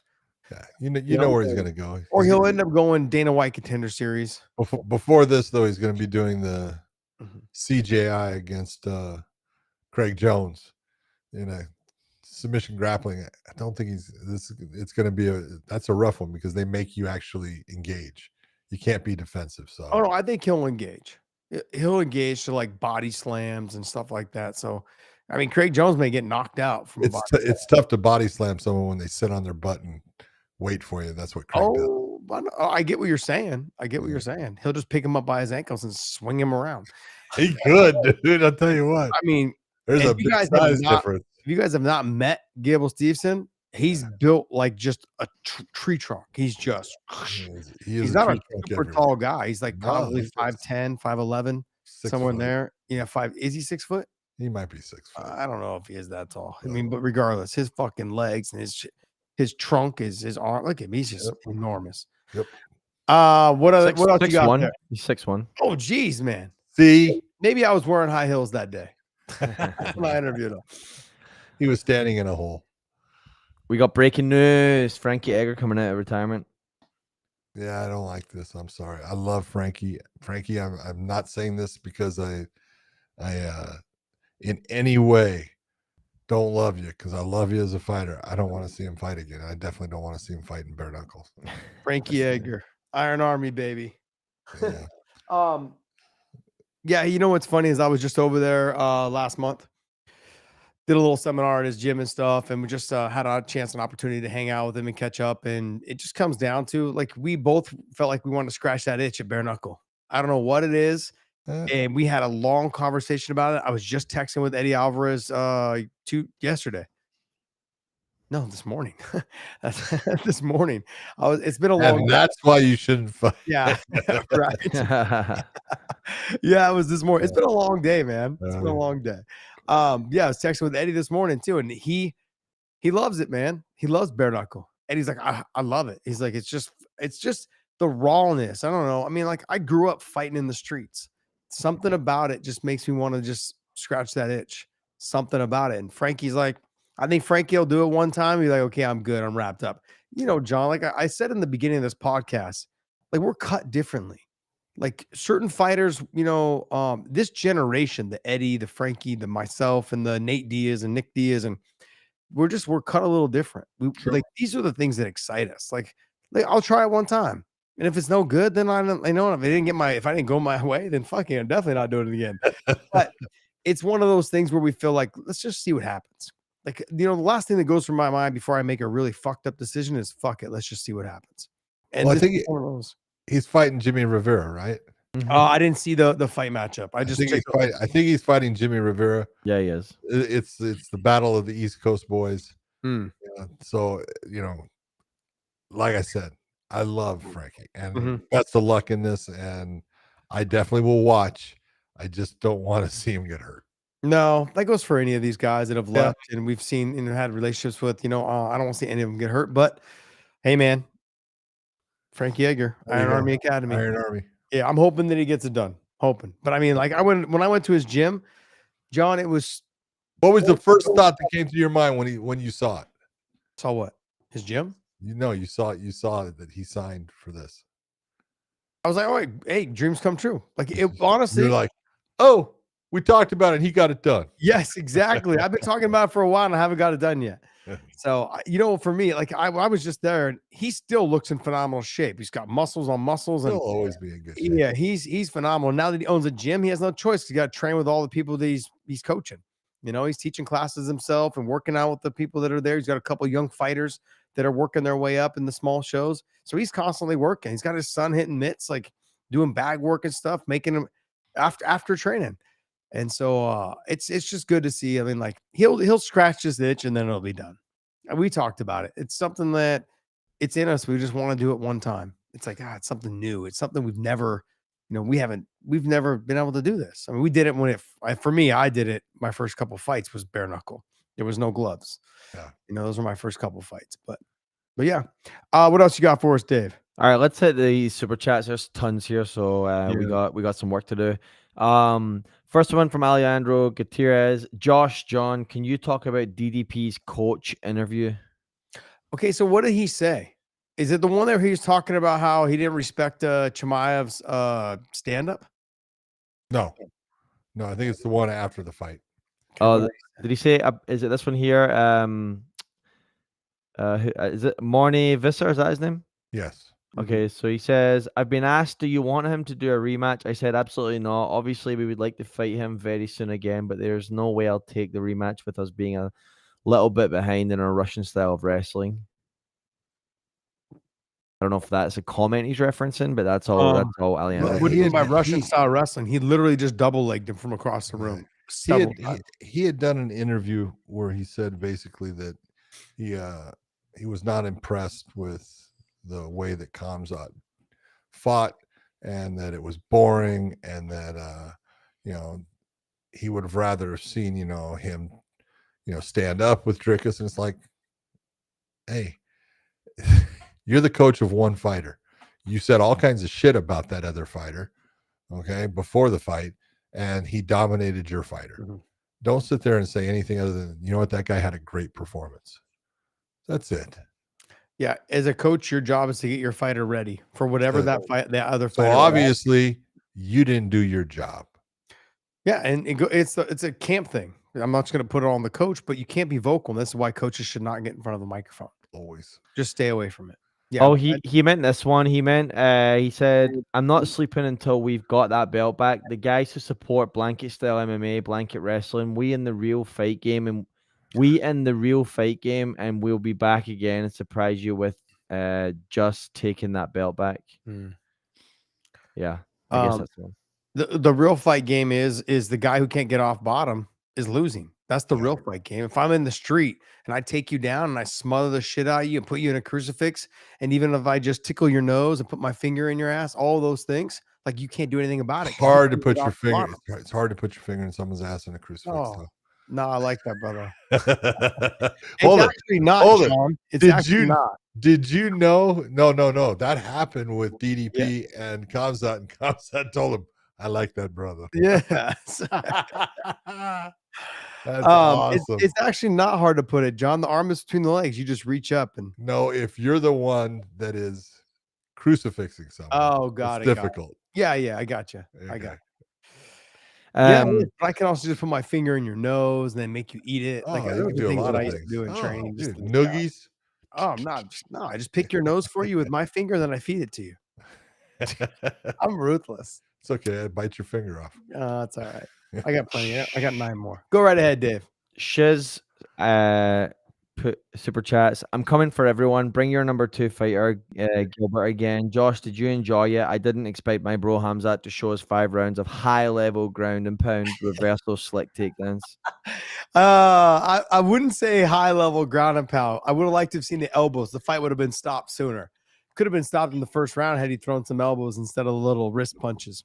But look, I saw everything I needed to see. High fight IQ, understood where he was at. Look, a title means more to him than not. Doesn't mean maybe not more to him, but that's like I said. That's that thing you can check off your list.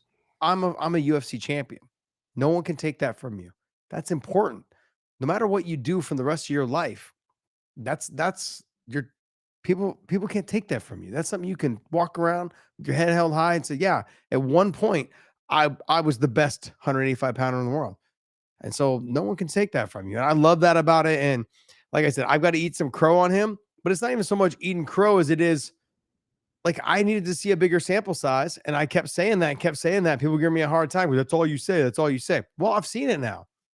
We know it's the cardio. It's just fine. It's not COVID lungs. Basically, he was cutting too much weight or he was overtraining. Both those problems got solved when he went up to 185 and he trained with Sam Calavita, who regulates his conditioning and his overtraining. Those two things are solved. I don't think we're going to have a problem with him now. I think, there'll be some fights where he's going to have to dig deep. But I think as long as he continues to work with Sam Calavita and those guys, I think he'll be fine. So good for him. Good. It's going to be great. I'm looking forward to all the great matchups that we could potentially see with him as long as he can stay active. Go ahead, Dave. Also from Shiz, guys, give lots of credit to my man Josh. You're right about Armin telling Hamzat to dominate with wrestling. Do you guys think the next time my bro will easily submit just like he did it during the rise to UFC? Couldn't with DDP. That's what you said. I have no idea. I mean, like in terms of getting submissions, like there's no danger. He knew the takedowns were coming easy. Just keep doing what you're doing. Armand Sarukian gave him the best advice ever. Look, we're here to win the title. We're here to collect the check, and we're here to move on to the next guys. That's all you need to hear. Don't take any chances. If whatever you're doing is working, it's not broke, don't fix it. So just, and he did that. Great for him. By the way, I want to thank everyone donating the super chats. I see Zeke662 donated $50. I want to thank you, man. And, all of you guys, everyone there. So go ahead. Keep going there, Dave. RS40. One thing that worries about Pico is that he's been brutally knocked out 3 times already. I would put him against maybe Maliki, Costa, or Dan Ige. Not a question, just a comment. Yeah, no, the guy that I would match him up would be Steve Garcia. I would put him against him. That's a tough fight. Good scrap. The fight will go everywhere. It'll be an entertaining fight to get people back onto his side if he can get the win in that fight. There is some danger there, but there's danger in all these guys in the top 15. But if I was to match him up against any of those guys, I would match him up against Steve Garcia because you're going to get a fun fight. And what you need for someone who was highly touted and then got knocked out is you need to bring them back into a fight that will get the fans back on their side and get the hype train going again. And so it's either Steve Garcia. I know you could say it. I mean, but the fight, and I know that he's already matched up, but they were supposed to fight. They were scheduled to fight a couple times, him and Patricio. But then you have, if he does lose to Patricio's older, like that fight, I would say if I was going to put him against someone, I'd put him against Chikadze. Jesus Christ, I couldn't even say Giga Chikadze. Oh, really? Yeah. Not Steve Garcia? No, I don't think I would. It's a good fight. I'm not saying it is, but Giga's got more people, I think, know Giga than Steve, even though I think Steve is ranked higher. Mm-hmm. It's just name value. And if you're taking a look at, matchup style wise, look, if there's one thing that, Giga is not great at, his wrestling's not great. Yeah, that's true. And so that's who I would put. Got it. I continue to go back to the threats of the kicks and the style of stand up and like those are the things. And Pico being more of a boxer than a kicker, and those are the things that. So when I look at Steve Garcia, he can do a little bit of everything, but it's not the level of kicking. Steve Garcia he's a tough little son of a bitch. He is good. I enjoy watching him fight. But doesn't Steve Garcia fight out of? I think they train the same spot. Yes, that's what I was going to say. Okay. Yeah, I think they train both at Jackson Wing. Yeah. Next one.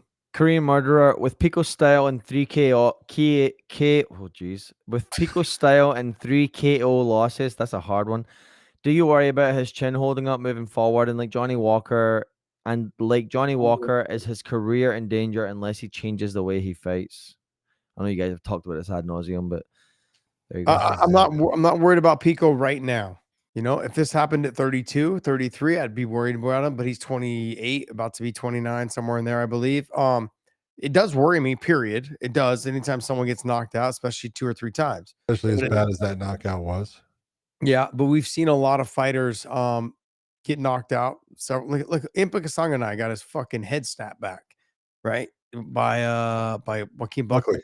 And then he went on to the PFL and had great success and beating guys at 205 and now at 85. And it really depends, I think, where you're at in your career. Confidence is key as well in terms of getting wins. But also too, just figuring out what you did wrong and making those adjustments. And I think Pico's he's got nothing but better since he's had those knockout losses early in his career, and now he's making gains right now. So this is another loss. No matter how you cut it, he'll make some switches and adjustments, and I think you'll see a better Aaron Pico next fight. Two Changs, if Shamrock beat Buzz Berry, was the plan tank? This is an old fight. This is an old fight question, John. If if Shamrock beat Buzz Berry. But Buzz Berry was in a different promotion. It was in a small promotion in California. And so, I mean, I don't know that they had the ability to get Tank. I don't know that. I can tell you in the UFC, it was they wanted to have that, and there was the point where they were in the ultimate, and they staged them into the same bracket, and then Shamrock beat Brian Johnson, who was a teammate of Josh's, and then pulled out because of his hand. So these things happen. Next one. Two Changs also asks, any stories from UFC 8? Only PR UFC for a reason. Any stories out of UFC 8? What's the PR for Puerto Rico? Only PR UFC. It's the only PR. Only UFC in Puerto Rico. Okay. I mean, there was a lot that happened at UFC 8. Give me one, John. Give me one. Well, let's see.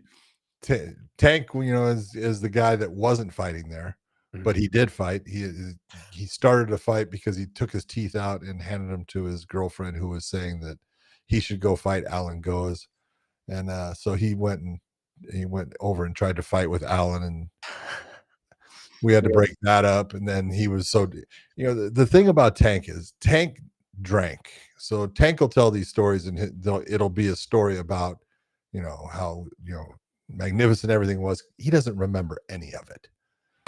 In fact, he ran after the whole thing in the incident. He left the arena. He was gone. So, and then he left the island of Puerto Rico because there's people looking for him. Yeah, smart. But great storytelling and stuff. But so many things happened in that. We were in court. That was the first time that I was in court for the UFC. I spent 2 days testifying in federal court, basically making Puerto Rico's experts, who were all boxing people, not, of course, show that they knew nothing about the sport. They're Puerto Rican. You expect them to be. Well, they got good boxers. Yeah, like what is this fucking garbage trash fighting stuff? Exactly. So, but yeah, interesting time. Next one. Alejandro Gutierrez, Aljo and Brian should agree to start in the ground. LFG. It's going to hit the ground quick. I think Aljo's going to hit the double leg here soon, or the single right away. I think the fight's going to hit the ground quick. I'd say probably within the first minute. Yeah. Yep. Two Changs, Big John, remember his first UFC DQ, Alex Andrade? Yep. Remember him well. He was part of the Lion's Den. He's a great guy, very good fighter, but that DQ happened based upon the rules at the time. You could not kick to the head if you wore the wrestling shoes. You could kick to the body. Couldn't, I believe then you could kick to the body, but the rules were always changing. And he kicked. He was fighting Amri Batesh, and he kicked him, and they told him, "Hey, you can't kick to the head." He kicked him. I can't remember if it was 2 or 3 times, but 3 times I think is what it was. And so it was an automatic DQ. And not something I wanted to do with him, but I didn't have a choice. It was the rules. Next. Alejandro Gutierrez, I'll gift a sub if Josh reads out all the fighters. That was about 30 minutes ago, so I'm not entirely sure what it was in. Maybe reads out all the fight. Oh, he was talking about probably the This is in China, right? Where's it at? Oh yeah, okay, He's yeah. like trying to read the names. Oh. Bro, why are you gonna do me dirty like that? Really? Come on, man. It's time to go. I can't do 2 + 2, and I have a hard time reading. But hey, you know what? No, No. we've already passed that. That was 30 minutes ago. I'll be a good sport, and I'll do it. When we do the recap, I'll read them all. I'm gonna phonetically write them down after I hear them on TV. All right, next one. Zeke662. This is my donation from my winnings. Thanks, Josh. Your dog walk picks are paying off. Yeah, I didn't pay off last Didn't week. pay off last Thank time. you. Zeke662 with the $50 donation. I want to thank you so much. And also to everyone else. I saw a couple $20, $19. You guys are all awesome, man. I appreciate you guys jumping on and subscribing to us. Also hit that bell notification and get the notifications from us, because I'll be doing live shows here and there randomly. Like I just decided last Saturday to cover the main card on a live show. Did really well. Loved it. Had some fun. I got a chance to answer everyone's questions between rounds. I normally just do it by myself. One day, hopefully, John will jump on eventually. He just likes to watch his fights on his own so he can actually pay attention. At his old age, at 70, he's got to actually really watch to see what's going on. Okay. Lazy Bed, I want to say thank you for another gift membership. You've gifted another membership to everyone. I appreciate you, man. All you guys. Lazy Bed's been awesome. Alejandro Gutierrez, In the Granite 617, Herman Sarai, all of you guys that continue, Ed PTA, all of you guys that continue to support our channel. We are thankful to you guys. Please share our content everywhere. Like, subscribe to us, all of those things. Also, go to WayneMerch.com, pick up some of our apparel there. And John, I think this is it. This is going to wrap us up, right, Dave? Yep. All right. That wraps us up. Thank you guys so much. John, take us away. Everyone out there, take a look at the PFL on Thursday. You're going to see a fantastic main event with Dalton Rossa taking on Fabian Edwards, the brother of Leon Edwards. Then check out the UFC. There are some great fights on there, especially Brian Ortega against Aljamain Sterling, the Funk Master. We'll see what he does. For everyone out there, thank you for tuning in, and we will see you.